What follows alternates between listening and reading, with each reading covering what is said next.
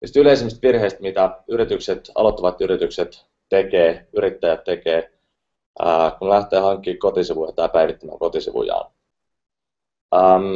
Ei varmaan tarvitse sanoa, kuinka tärkeät kotisivut on, koska ne on monesti se ensimmäinen kosketus, ensimmäinen rajapinta sun yritykseen, sun brändiin. Ja se, että ne sivut jättää täysin lähtemättömän vaikutuksen, niin huolimattomasti hankitut sivut jopa pakottaa tietyllä tavalla sen asiakkaan menemään sitten kilpailijan sivuille ja päätymään käyttämään kilpailijan palveluita tai ostamaan kilpailijan tuotteen.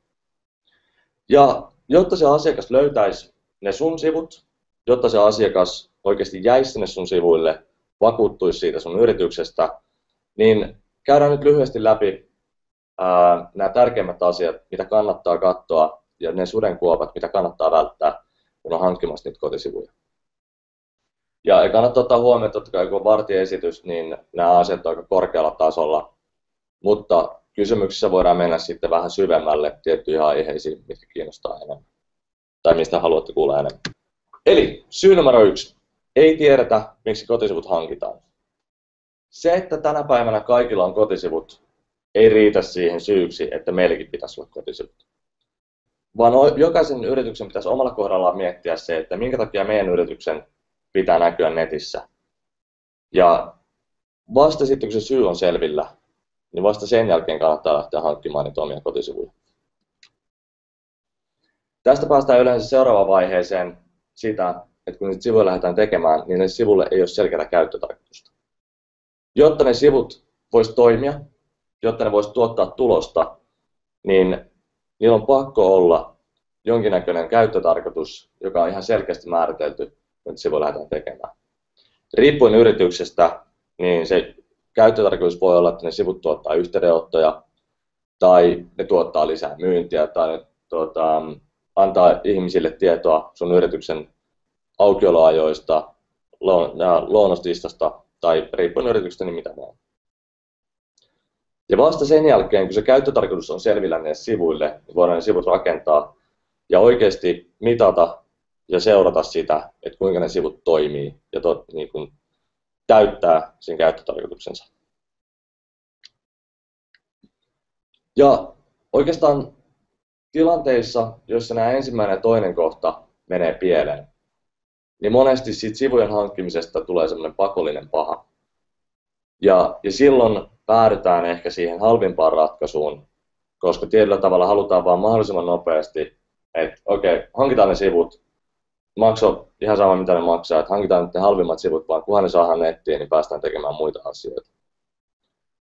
Mutta se ei palvele yhtään ketään, jos hankitaan vaan se halvin ratkaisu ja se ensimmäinen ratkaisu, mikä tulee vastaan. Kuitenkin kotisivut pitäisi miettiä, että ne on pitkäaikainen hankinta, ja niihin käytetty summa miettiä pitemmän aikavälin investointia. Ja yleensäkin jos miettii, että ottaa sen halvimman ratkaisun ja ne sivut vaan tekaisee nopeasti alta pois, niin se jää semmoiseksi kertaluontoiseksi projektiksi, jolloin ne sivut eivät elä, ne sivut ei kasva ja kehity sen yrityksen kasvaessa, jolloin ne sivut jää auttamattomasti jälkeen hyvinkin nopeasti. Ja seuraavan kerran, kun niitä sivuja pitää päivittää, niin taas joudutaan aloittaa käytännössä alusta. 4. kohta, mitä huomaa, on se, että kotisivuprojektiin ei sitouduta. Nämä tietyllä tavalla kaikki liittyy osittain toisiinsa, nämä ensimmäiset kohdat, mutta pitäisi tiedostaa se ja allokoida itselle aikaa, että kotisivuprojektin läpivieminen sekä ammattilaisen kanssa, niin se vaatii aikaa, se vaatii omia resursseja, se vaatii jonkin verran sitä omaa panostusta, omaa pohdintaa, että mitä sen sivulle oikeasti halutaan, ja vaatii sitä pitkäjänteistä työtä, että niistä sivusta saadaan just halutunlaiset.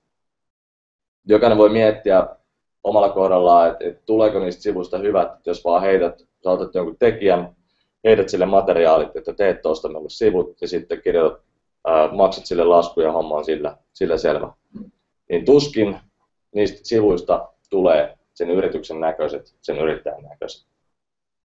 Ja se on oikeastaan se, että kun niistä tehdään sen yrittäjän näköiset, sen yrityksen näköiset, niin se on se ainoa tapa hyvin erottautua sen netissä ja oikeasti tuoda se hyvä positiivinen fiilis sille asiakkaalle siihen ensikosketukseen.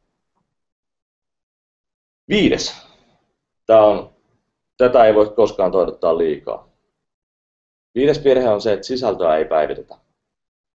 Monesti puhutaan siitä, että pitäisi kirjoittaa blogia, pitäisi tehdä erinäköisiä sisältöpäivityksiä, mutta ennen kuin mennään edes sinne, niin olisi ensiarvoisen tärkeää tajuta se ja huomata se, että ne sivut pitää olla päivitettävät. Joko sitten, että sä itse päivität niitä helposti. Tänä päivänä on todella hyviä järjestelmiä, kuten WordPress esimerkiksi, jota lähes kuka tahansa osaa käyttää ja päivittää niitä sivun perusasioita. Tai sitten tehdä sopimus sen valitsemaan ammattilaisen kanssa, että se ammattilainen päivittää sun ohjeiden mukaisesti niitä sivujen sisältöä. Annan teille esimerkki. Toissa lauantaina etsin ravintolaa, itse asiassa sellainen ravintola, missä olen käynyt aikaisemminkin, ja mietin, että mihinkähän asti se on auki. Googletin heidän nettisivut, päädyin siihen nettisivuille ja totesin, että se ravintola on vain 5 asti auki. Kello oli sen verran, että okei, päätin sitten, että no, ei mennä sinne, että mennään johonkin toiseen paikkaan. Mutta seuraavana päivänä, kun kävelin siitä ravintolasta ohi, niin siinä ravintolan ovessa lukikin, että se on lauantaisin 6 asti auki. Ja tällä ihan pienellä virheellä, että ne ei ollut päivittänyt sitä aukioloaikaa sinne omille nettisivuilleen, niin ne siinä tilanteessa menetti useamman asiakkaan. Ja tätä kun miettii, kuinka pieni asia se olisi korjata se virhe sieltä, päivittää se tieto ajan tasalle, niin kuinka dramaattinen käytännössä on ne vaikutukset sillä virheellä. Puhumattakaan, jos se olisi toisinpäin, että siellä olisi lukenut, että se ravintola on 6 asti auki, ja mennään paikan päälle ja se onkin mennyt jo 5 kiinni. Se voi jopa tuhota se asiakassuhteen siinä lopussa. Vielä lisäksi, totta kai asiakkaille palvellaan hyvin, niin hakukoneet tykkää siitä, että sisältö on ajan tasalla. Hakukoneet tykkää siitä, että sisältöä päivitetään, joten senkin takia sivuston sisällön päivittäminen on tärkeää. Tuosta esimerkiksi päästään kohtaan numero 6. Sivut ei toimi mobiililaitteella, ei oteta huomioon sitä. Ei varmaan tarvitse sanoa, kaikki tietää jo entuudestaankin se, että kuinka paljon tänä päivänä ja enenevissä määrin koko ajan käytetään mobiililaitteita tiedon hankkimiseen, tiedon etsimiseen ja netissä surffailuun yleensäkin. Mä en sano, että kaikilla yrityksillä pitäisi olla mobiiliystävälliset sivut, mutta varsinkin niillä yrityksillä, joilla tiedät, että se asiakas saattaa olla tuolla liikenteessä ja se haluaa nopeasti hakukoneesta etsiä sun toimialan yritystä, mahdollisesti löytää sinut. Ja ajatellaan, että sulla on nyt hyvät sivut tehty, ne löytyy sieltä hakutuloksesta ensimmäisenä ja se asiakas klikkaa sitä sun sivun osoitetta. Mutta jos se sivu ei näy mobiililaitteella hyvin, niin todennäköisesti sen sijaan, että se asiakas lähtee selaamaan sitä pikkubränttiä ja etsimään sitä aukioloaikaa tai tehdä lounaslistaa tai tehdä palvelutarjontaa, niin se todennäköisesti painaa takaisinpäin ja menee hakutuloksen seuraavaan yritykseen ja unohtaa tätä kokonaan. Eli niille yrityksille, joilla asiakkaat hakee tietoa mobiililla, niin ensiarvoisen tärkeää on, että sivut toimii myös mobiililaitteella. Päästään viimeisenä kohtaan numero 7. Siinä vaiheessa, kun ne sivut on valmiit, niin ne sivut vaan julkaistaan nettiin ja homma jätetään sille ja ajatellaan, että no sieltä ne nyt löytyy sitten.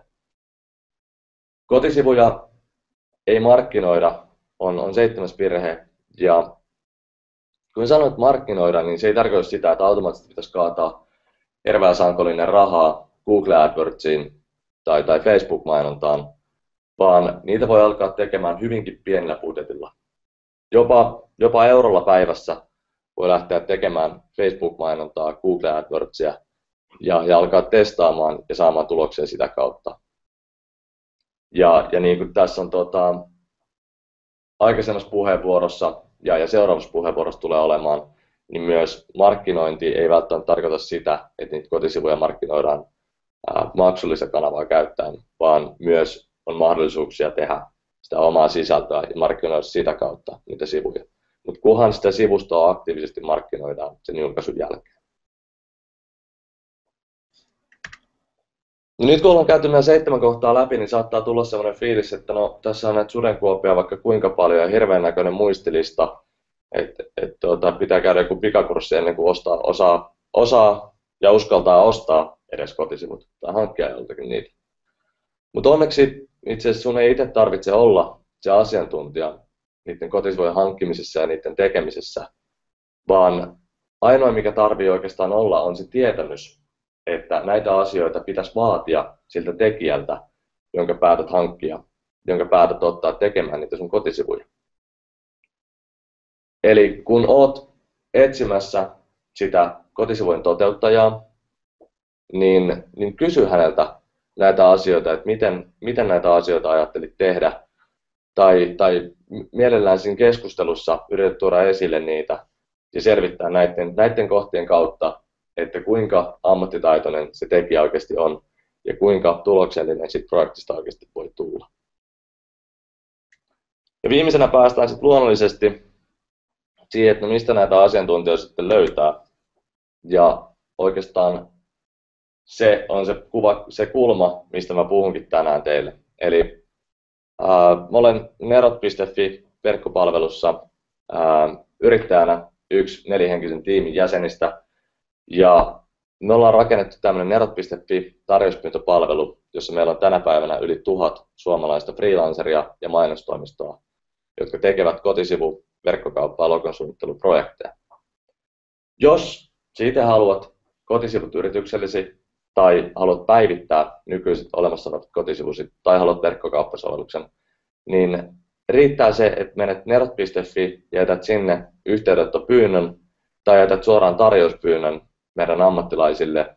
Se välitetään suoraan siitä tarjouspyynnöstä kiinnostuneen oleville alan yrityksille ja ne on suoraan yhteydessä sinuun. Sun ei tarvitse välttämättä olla valmiiksi tietoinen kaikista näistä vastauksista, että pitäisikö siinä olla mobiilisivut ja pitäisikö sitä markkinoida, miten sitä tehdään, sitä sivuja. Mutta se, että jos sulla on se tahtotila, että sä haluat ne sivut ja haluat päivittää ne sivut, niin silloin voi tulla jo suoraan tuonne nerot.fiihin ja aloittaa sen projektin sitä kautta.